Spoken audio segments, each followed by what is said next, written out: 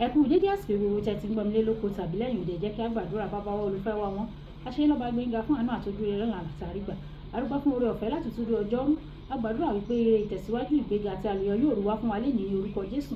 Àti ọ̀rọ̀ tá ò gbéyẹ̀wò lénìí yóò ṣe ayé ọkàn àti ara wa ní rere. A ó jẹ́ olùgbọ́ àti olùṣe ọ̀rọ̀ náà nítorí tí a gbàdúrà lórúkọ Jésù Kristi ra wa. Àmín.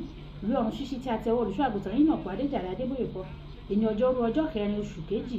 Àkòrí tí a ó gbéyẹ̀wò lénìí sọ wípé kíkojú kí ẹ̀mí èṣù máa gbé nínú ẹni.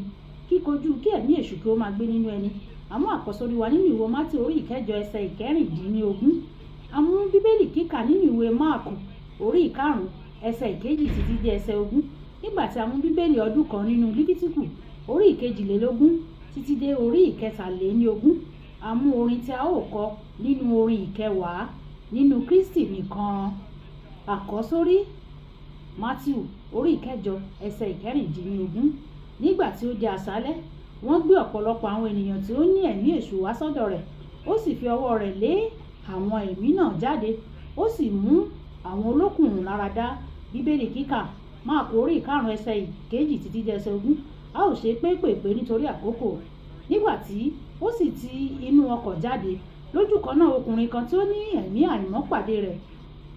Ó ti ibojì jáde wá, ẹni tí ó ní ibùgbé rẹ̀ nínú ibojì, kò sì sí ẹni tí ó lè dé, kì í ṣe ẹ̀wọ̀n. Ẹ jẹ́ kí a lọ sí ìkarùn-ún. Àti ní gbogbo ìgbà ní ọ̀sán àti ní òru, ó máa ń wà lórí òkè àti nínú ibojì. A máa kígbe, a sì máa fi òkúta pa ara rẹ̀ lára. Ẹ jẹ́ ká lọ sí ìkeje. Ó sì kígbe ní ohùn rara wípé, kí ní ṣe tèmi tìrẹ Jésù, ìwọ ọmọ Ọlọ́run ọ̀gá ògo? Mo fi Ọlọ́run bẹ̀ ọ́ o, kí ìwọ kí ó má ṣe dá mi lóró. Ìkẹsàn-án. Ó sì bi léèrè pé orúkọ rẹ̀, òun sì dáhùn wípé Lígíọ́nì ni orúkọ mi, nítorí tí àwa pọ̀. Ìkejìlá.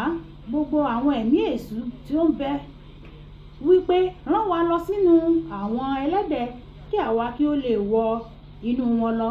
Lọ́gán Jésù sì jọ̀wọ́ wọn. Àwọn ẹ̀mí àìmọ́ sì jáde, wọ́n sì wọ inú àwọn ẹlẹ́dẹ̀ lọ. Àwọn agbo ẹlẹ́dẹ̀ sì túbú, wọ́n sì súré ní gẹ̀gẹ̀rẹ́gẹ́ lọ sínú òkun. Wọ́n sì tó ìwọ̀n 1000, wọ́n sì kú sínú òkun. Àwọn tí ń bọ̀ wọ́n sì sá o, wọ́n sì lọ ìròyìn ní ìlú ńlá àti ní ìlú náà. Wọ́n sì jáde láti wo ohun náà tí ó ṣẹlẹ̀. Ẹ jẹ́ ká lọ sí ẹsẹ̀ 17. Wọ́n sì bẹ̀rẹ̀ sí bẹ̀ ẹ́ wípé kí ó lọ kúrò ní agbègbè wọn. Bí ó sì ti wọ inú ọkọ̀, ẹni tí ó ti ní ẹ̀mí èṣù náà ó bẹ̀ ẹ́ kí òun kí ó lè máa bá lọ, ṣùgbọ́n Jésù kò gbà fún o. Ṣùgbọ́n ó wí fún un pé, lọ sí ilé rẹ, kí o sì lọ fún àwọn ará ilé rẹ kí o rò fún wọn bí Olúwa ti ṣe ohun ńlá fún ọ àti bí ó ti ṣe ṣàánú fún ọ. Ó sì padà lọ, ó sì bẹ̀rẹ̀ sí máa ìròyìn ní Dekapoli ohun ńlá tí Jésù ṣe fún un. Ẹnu sì ya gbogbo ènìyàn wáyé. Ẹ tẹ́tí bẹ̀rẹ̀ jẹ́ láti bó ohun tí olùṣọ́ àgùntàn yín náà pàdé Jàre Adébóyè ní fún wa ní èní ọjọ́rú. Ó jẹ́ ohun tó burú jáì kí ẹ̀mí èṣù máa gbé inú ẹnìkan. Nígbà tí àwọn ẹ̀mí èṣù bá ń gbé inú ènìyàn, ohun gbogbo nínú ayé ẹni náà ni yóò yí padà sí búburú.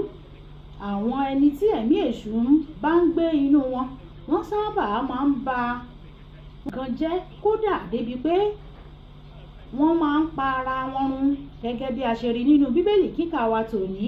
Ẹ̀wẹ̀, tí ó bá ti wù kí ipò ẹni tí ẹ̀mí èṣù ń gbé inú rẹ̀ ṣe lè le tó, nípasẹ̀ àdúrà àti agbára tó wà nínú ọ̀rọ̀ Ọlọ́run, a lè tú irú ẹni bẹ́ẹ̀ sílẹ̀.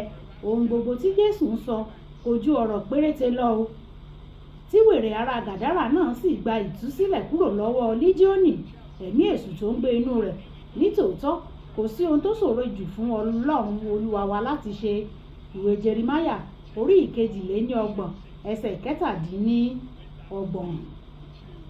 Èṣù kò ní ọ̀wọ̀ fún ipò, ẹ̀kọ́ tàbí iye owó tí òǹdè rẹ̀ ní o. Ó sì tún máa ń pinnu bí ó ṣe wù ú iye ẹ̀mí tí yóò gbé sí inú wọn. Fún àpẹẹrẹ, wèrè tí ó wà nínú bíbélì kíkà wa tòní, ní àwọn ẹ̀mí èṣù tó tó 1000. Maria Magdalene ó ní ẹ̀mí èṣù 7.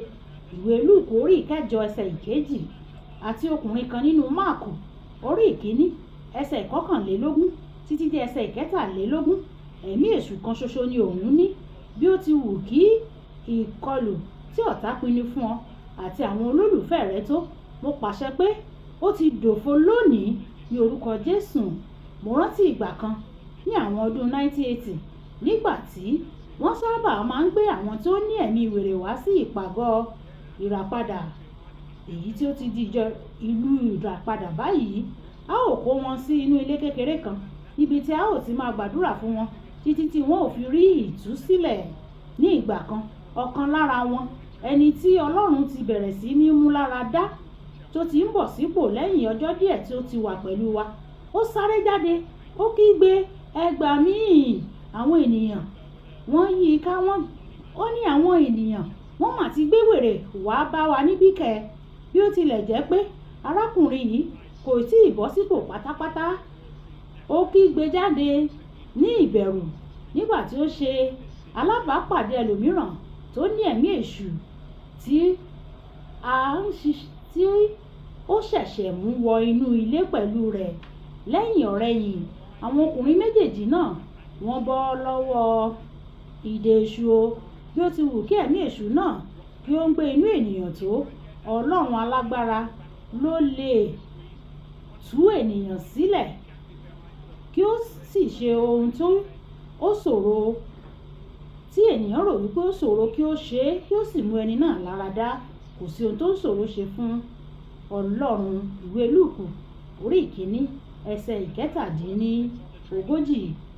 Àìmọye ìṣẹ̀lẹ̀ bẹ́ẹ̀ ló wà nínú Bíbélì níbi tí Jésù ti tú ènìyàn sílẹ̀ kúrò nínú ìfìyàjẹni èṣù nípa sísọ ọ̀rọ̀ kan ṣoṣo.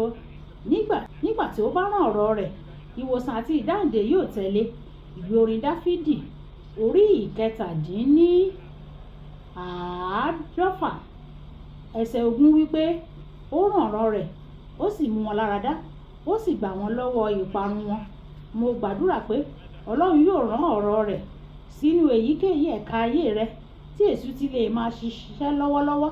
Ìwọ yóò sì gba òmìnira rẹ pátápátá lónìí ní orúkọ Jésù. Àmín. Kókó ọ̀rọ̀: ìpele ẹ̀mí èṣù yòówù kí ènìyàn máa ní ìrírí rẹ̀, a lè rú sílẹ̀, a sì lè tú sílẹ̀ nípa àdúrà àti agbára nínú ọ̀rọ̀ Olúwa. Ẹ jẹ́ á sọ pé bàbá mi, Ọlọ́run, gbogbo ìpele tí èṣù ti lè máa pọ́n mi lójú, Olúwa fún mi ní ìtúsílẹ̀ lónìí, àti àwọn tó yí mi ká tí èṣù ń pọ́n wọn lójú, Olúwa bá mi tú wọn sílẹ̀. Olúwa yóò sì ṣe bẹ́ẹ̀ ní orúkọ Jésù. Olúwabùkọ́lá Ayako ní orúkọ mi o. Ẹ máa bá mi like, kẹ́ máa share, kẹ́ máa comment nípa ẹ̀ kí àwọn èèyàn kí wọ́n lè jẹ àǹfààní Ọ̀run Ṣíṣí Yorùbá. Ẹ ṣé tẹ̀ ń tẹ́tí sí Ọ̀run Ṣíṣí Yorùbá o.